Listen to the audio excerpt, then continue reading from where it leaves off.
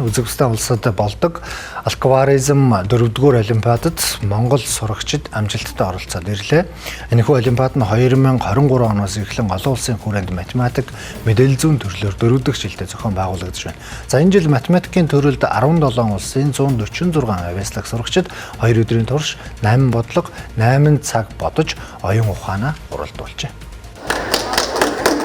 Олимпиад Узбекистан улсын нийслэл Ташкент хотноо 6 дугаар сарын 1-ээс 7-ны өдрүүдэд зохион байгуулагдлаа.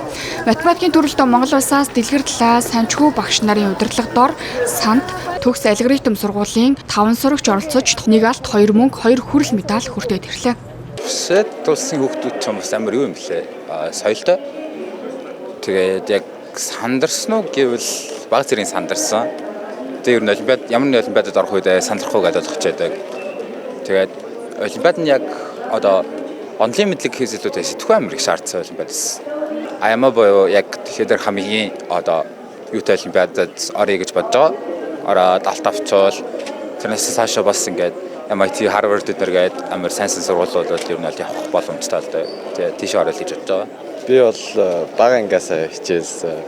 Ер нь сургуулийнхаа обед нэгээсээ яваад тэгээд яг гүнзгийрүүлж бол 6-7 дугаар ангиас үргэлжсэн.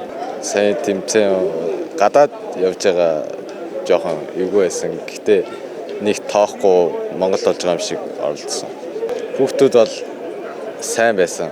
Гадаадаас олон сайн хүмүүс оролцож хэцүү даваагүй 7 гарсан. Тэгээ 1-р ангиас л хойш манай математик багш болохоор тэгэл хамт суугаад хичээллээ. Байлгуудыг хүртэл хичээлсэн. Зарим нь хэцүү, зарим нь амархан тэгэл амархан бодлогоо давахыг хичээгээл хэцүү бас үзэл тэгэл туршлага нэлээд хөрөнгөлүүлсэн.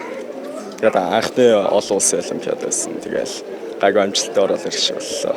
Тэгээ манайх бол ер нь бол 8 хүнтэй 8 сурагчтай баг 5 математикийн сурагч, 3 мэдээлэл зүйн сурагчтай явсан. Манай математикээр явсан 5 сурагч маань бүгдээрээ медаль хүртсэн сайхан амжилт гаргаад ирлээ. 9-р ангийн 2 сурагч маань ер нь улсын хэмжээний медальтай ер нь өөрсдөө бүрэн дүүрэн харуулсан.